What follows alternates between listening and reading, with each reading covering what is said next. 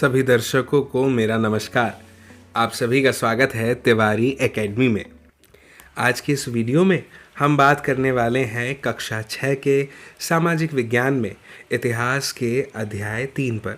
इतिहास का अध्याय 3 जिसका शीर्षक है आरंभिक नगर। दोस्तों, हम आज के इस वीडियो में इस अध्याय के अभ्यास यानी प्रश्न और उत्तर पर चर्चा करने वाले हैं। लेकिन हमेशा की तरह आज भी हम इसके प्रश्न और उत्तर से पहले थोड़ा सा एक समरी के तौर पर उस अध्याय की बात कर लें जिस पर यह प्रश्न और उत्तर आधारित है। मैं सिर्फ उन्हीं जानकारियों को आपके साथ साझा करूंगा, शेयर करूंगा, जिसकी वजह से हम इन प्रश्न और उत्तर को बड़ी सरलता और आसानी से याद करने के लिए सक्षम हो जाएंगे। ठीक है, तो अगर आपने इस अध्याय पर बना हुआ हमारा वीडियो देख लिया है जो चैनल की प्लेलिस्ट पर उपलब्ध यानी अवेलेबल है, तो बहुत अच्छी बात है। नहीं देखा हो तो आप ज़रूर देखिएगा। लेकिन फ़िलहाल के लिए ये जानकारी इन प्रश्नों के उत्तर को समझने और इन्हें कंठस्थ करने के लिए आपके लिए पर्याप्त होने वाली है। तो दोस्तों, हम बात कर रहे हैं अध्याय 3 की, जिसका शीर्षक है आरंभिक नगर। कहानी की शुरुआत होती है जसपाल और हरप्रीत से, जो अपने घर के पास की गली में क्रिकेट खेल रहे थे और अचानक से वो देखते हैं उस खंडहर घर को जिसकी तारीफ की जाती है, जिसे गली के बच्चे भूतहा घर कहा करते थे, है ना। एक ने कहा कि इसकी वास्तुकला को देखो, और यहीं कुछ देखते हुए हमारे सामने कुछ प्रश्न आ जाते हैं। जसपाल और हरप्रीत सोचने लगते हैं कि इस पुराने खंडहर से लोगों का इतना लगाव आखिर क्यों हो सकता है। और शुरुआत होती है हड़प्पा की कहानी की, है ना। दोस्तों, लगभग 150 साल पहले जब पंजाब में पहली बार रेलवे लाइनें बिछाई जा रही थी, तो इस काम में जुटे जो इंजीनियर थे उनको अचानक से हड़प्पा का पूरा स्थल मिल जाता है जो आधुनिक पाकिस्तान में है। उन्होंने ये सोचा कि यह एक ऐसा खंडहर है जहाँ से अच्छी ईंटें मिल जाएगी। यह सोचकर वे हड़प्पा के खंडहरों से हज़ारों ईंटें उखाड़ ले गए, जिससे उन्होंने रेलवे लाइनें बिछाई। इससे कई इमारतें पूरी तरह से नष्ट हो गई। उसके बाद लगभग 80 साल पहले पुरातत्वविदों ने इस स्थल को ढूंढा और तब पता चला कि यह खंडहर उपमहाद्वीप के सबसे पुराने शहरों में से एक है। दोस्तों, इस नगर की खोज सबसे पहले हुई थी, इसीलिए बाद में मिलने वाले इसी तरह के सभी पुरास्थलों में जो इमारतें और चीज़ें मिली उन्हें हड़प्पा सभ्यता की इमारत कहा गया। इन शहरों का निर्माण लगभग 4700 साल पहले हुआ था। दोस्तों, आपको याद होगा, अगर आपने वीडियो देखा था तो अध्याय पढ़ा है तो, कि इन नगरों की कुछ विशेषताएं भी थी। इन नगरों में से कई को 2 या उससे ज़्यादा हिस्सों में विभाजित किया गया था, है ना। पश्चिमी भाग अक्सर छोटा होता था लेकिन ऊंचाई पर बना था, और पूर्वी हिस्सा बड़ा था लेकिन यह निचले इलाके में था, है ना। ऊंचाई वाले भाग को पुरातत्वविदों ने नगर या दुर्ग कहा है और निचले हिस्सों को निचला नगर कहा है। और इन दोनों हिस्सों की जो 4 दीवारियां हैं वो पक्की ईंटों से बनाई जाती थी, है ना। इसकी ईंटें इतनी अच्छी और पक्की थी कि हज़ारों सालों बाद आज तक उनकी दीवारें खड़ी रही, है ना। ये तो हुई प्रारंभिक नगरों की कुछ बातें, है ना। दोस्तों, इसके बाद में हमने इसमें भवन, नाले और सड़कों का जिक्र भी देखा था। इन नगरों के घर पर आमतौर पर 1 या 2 मंजिलें होते थे। घर के आंगन के चारों ओर कमरे बनाए जाते थे। अधिकांश घरों में एक अलग स्नान घर होता था और कुछ घरों में तो कुएं भी होते थे। कई नगरों में ढके हुए नाले थे। इन्हें सावधानी से सीधी लाइन में बनाया जाता था। हर नाली में हल्की ढलान होती थी ताकि पानी आसानी से बह सके। अक्सर घरों की नालियों को सड़कों की नालियों से जोड़ दिया जाता था, जो बाद में बड़े नालों में मिल जाती थी। नालों के ढके होने के कारण इनमें जगह जगह पर मेन होल बनाए गए थे, जिनके ज़रिए इनकी देखभाल और सफाई की जा सके, है ना। कितना योजनाबद्ध तरीके से निर्माण किया गया एक साथ, है ना। इसके बाद में हमने नगरीय जीवन की चर्चा की थी। नगरों में शिल्पकार स्त्री पुरुष रहते थे जो अपने घरों या किसी उद्योग स्थल पर तरह तरह की चीज़ें बनाते होंगे। लोग लंबी यात्राएं भी करते थे और वहाँ से उपयोगी वस्तुएं लाते थे और साथ ही लाते थे सुदूर देशों की किस्से और कहानियाँ। मिट्टी से बने कई खिलौने भी मिले हैं जिनसे बच्चे ज़रूर खेलते होंगे, है ना दोस्तों। इसके बाद हमने नगर और नए शिल्प के विषय में भी पढ़ा था। हमने कुछ पत्थर के बाट देखे थे, है ना। कितने ध्यान और उपयुक्त तरीके से उन बाटों को बनाया गया था, है ना, जिन्हें चार्ट पत्थर से बनाया गया था। शायद बहुमूल्य पत्थर और धातुओं को तोलने के लिए उन्हें बनाया गया हो, है ना। ठीक है दोस्तों, हड़प्पा सभ्यता के लोग पत्थर की मोहरें बनाते थे और आयताकार मोहरों पर सामान्यतः जानवरों के चित्र मिलते हैं। हड़प्पा सभ्यता के लोग काले रंग से डिज़ाइन किए हुए खूबसूरत लाल मिट्टी के बर्तन भी बनाते थे। 7,000 साल पहले मेहरगढ़ में कपास की खेती होती थी।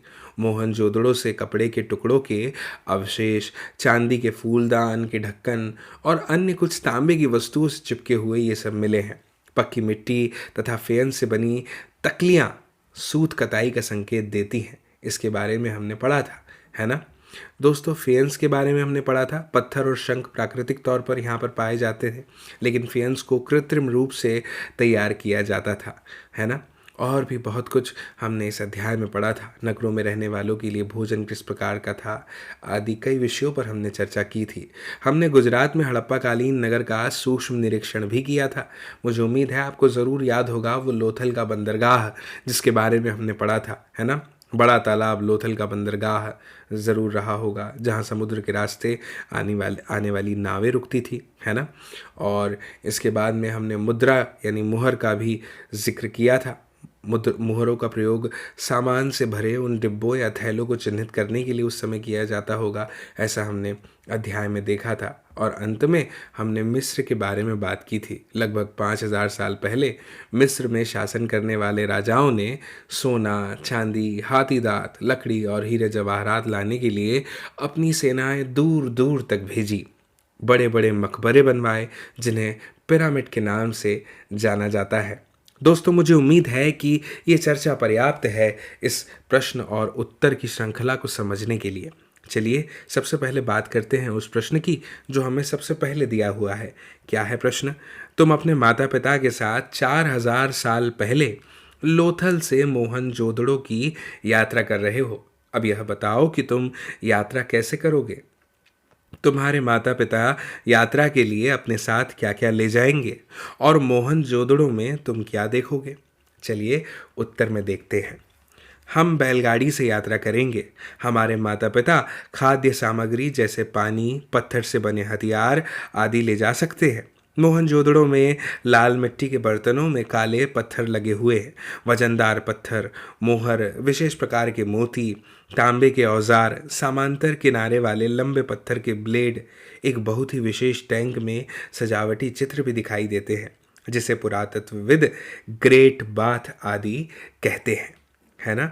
चलिए अब हम आगे बढ़ते हैं और आओ याद करें इस शीर्षक के अंतर्गत आने वाले प्रश्न 1 पर चर्चा करते हैं। क्या है प्रश्न क्रमांक 1? पुरातत्वविदों को कैसे ज्ञात हुआ कि हड़प्पा सभ्यता के दौरान कपड़े का उपयोग होता था? उत्तर में देखते हैं। करीब 7,000 वर्ष पहले मेहरगढ़ में होती थी खेती कपास की, है ना। आपको याद है हमने ये अध्याय में पढ़ा था और अभी चर्चा भी जब की थी तो मैंने जिक्र किया था। मोहनजोदड़ो से कपड़े के टुकड़ों के अवशेष, चांदी के एक फूलदान का ढक्कन तथा कुछ अन्य तांबे की वस्तुएं मिली हैं। पक्की मिट्टी तथा फेंस से बनी तकलियाँ सूत कताई के संकेत देती हैं कि हड़प्पा सभ्यता में कपड़े का इस्तेमाल होता था, है ना। चलिए ये प्रश्न 1 और इसका उत्तर आपको अच्छे से समझ में आया होगा। अब बात करते हैं प्रश्न क्रमांक 2 की। क्या है प्रश्न क्रमांक 2? निम्नलिखित को हमें सुमेल करना है, यानी हमें सही जोड़ी बनानी है। तांबा, तांबे का हम मिलान कर देते हैं राजस्थान से। सोना, सोने का मिलान कर देते हैं भैया हम किससे? सोने का मिलान हम कर देते हैं कर्नाटक से, है ना। ठीक है। और टिन, टिन का हम मिलान करते हैं अफ़गानिस्तान से। और बहुमूल्य का जो है मिलान कर देते हैं, किससे? गुजरात से, बहुमूल्य पत्थर का, है ना, यहाँ पर पत्थर लिखा हुआ है जिससे आप उत्तर में देख सकते हैं। ठीक है, चलिए अब आगे बढ़ते हैं प्रश्न क्रमांक 2 को पूरा करने के बाद और बात करते हैं प्रश्न क्रमांक 3 की। क्या है प्रश्न क्रमांक 3? हड़प्पा के लोगों के लिए धातुएं, लेखन, पहिया और हल क्यों महत्वपूर्ण थे? चलिए इसका उत्तर देते हैं। दोस्तों, धातु, इनका उपयोग बर्तन, आभूषण, हथियार और उपकरण बनाने के लिए किया जाता था। अगर लेखन की बात करें तो यह संचार के लिए अत्यंत महत्वपूर्ण था, और बात करें हल की तो इसका मिट्टी को मोड़ने और बीज के लिए मिट्टी खोदने आदि के लिए उपयोग किया जाता था उस समय। मुझे उम्मीद है कि आपको प्रश्न 3 और इसका उत्तर ज़रूर समझ में आया होगा। अब बात करते हैं आओ चर्चा करें शीर्षक के अंतर्गत दिए हुए प्रश्न क्रमांक 4 की। क्या है प्रश्न क्रमांक 4? इस अध्याय में पक्की मिट्टी, टेराकोटा से बने सभी खिलौनों की हमें बनानी है सूची।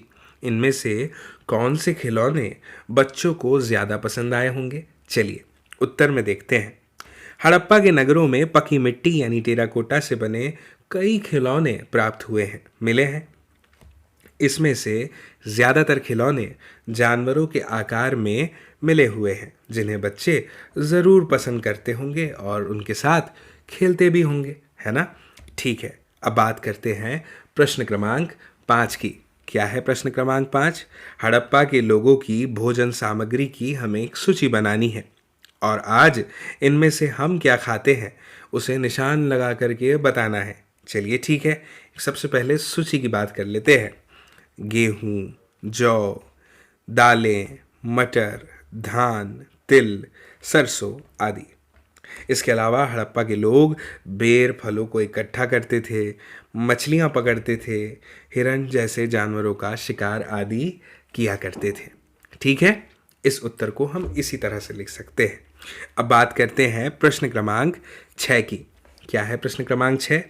हड़प्पा के किसानों और पशुपालकों का जीवन क्या उन किसानों से भिन्न था जिनके बारे में हमने पिछले अध्याय में पढ़ा है? अपने उत्तर में हमें इसका कारण भी बताना है। चलिए उत्तर को समझते हैं। दोस्तों, हड़प्पा के जो किसान थे ना, वो उगाया करते थे क्या? अनाज, और पालते थे जानवरों को, पशुपालक जानवरों को पालते थे, है ना। किसान जो थे दोस्तों और चरवाहे, यही थे जो शहरों में रहने वाले शासकों, लेखकों और दस्तकारों को खाने का सामान जाकर के दिया करते थे।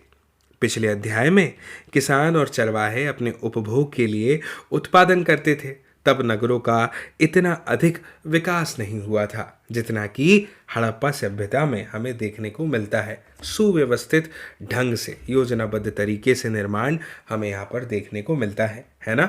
ठीक है, अब आगे बढ़ते हैं और आओ करके देखें शीर्षक के अंतर्गत बात करते हैं प्रश्न क्रमांक 7 की। क्या है प्रश्न क्रमांक 7?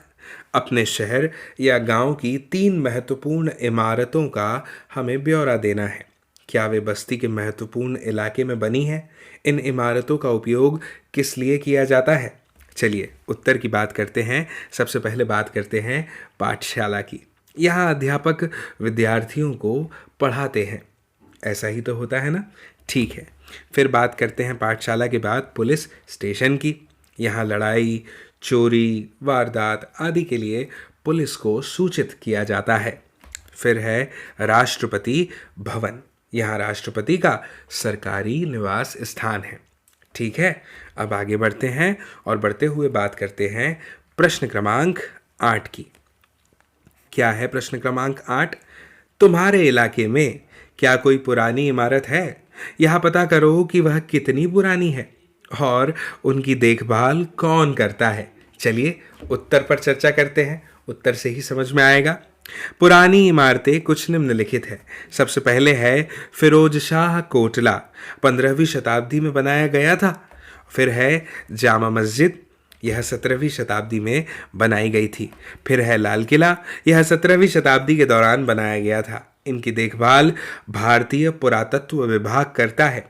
विद्यार्थी, आप लोग अपने चयन के अनुसार स्वयं भी इस प्रश्न का उत्तर बड़ी सरलता के साथ लिख सकते हैं। दोस्तों, क्या आपको पता है कि हमने जब बात करी थी ना मिस्र की, तो वहाँ पर राजाओं के मरने पर उनके शवों को, जो पिरामिड बनाए गए थे, उन्हीं पिरामिडों में दफना करके सुरक्षित रखा जाता था। और उन शवों को कहा जाता है क्या? ममी। उनके शवों के साथ और भी अनेक चीज़ें दफनाई जाती थी, जिसमें खाद्यान्न, पेय, वस्त्र, गहने, बर्तन, वाद्य यंत्र, हथियार और जानवर शामिल थे। कभी कभी शव के साथ उनके सेवक और सेविकाओं को भी दफना दिया जाता था। दुनिया के इतिहास में शवों को दफनाने की परंपरा को देखते हुए मिस्र में सबसे ज़्यादा धन दौलत और खर्च किया जाता था। ठीक है, मुझे उम्मीद है कि ये जानकारी आपको पहले से पता होगी, अगर आपने वह वीडियो देखा हो तो, और अध्याय पढ़ा हो तो, है ना? ठीक है दोस्तों, अगर ये वीडियो आपको पसंद आया हो और इसमें जो प्रश्न और उत्तर पर हमारी चर्चा हुई है वो आपको समझ आई हो, तो ज़रूर मेरी आपसे अपेक्षा है कि आप इस वीडियो की लिंक को शेयर कीजिएगा अपने दोस्तों, साथियों, सहपाठियों, मित्रों और परिजनों के साथ में, क्योंकि वो लोग भी देख पाएँ इस वीडियो को, समझ पाएँ इस जानकारी को। बाकी आप सभी लोगों के साथ में फिर से बहुत जल्द ही मुलाकात होगी अगली जानकारी के साथ, अगले वीडियो में। तब तक के लिए आप सभी को मेरा नमस्कार।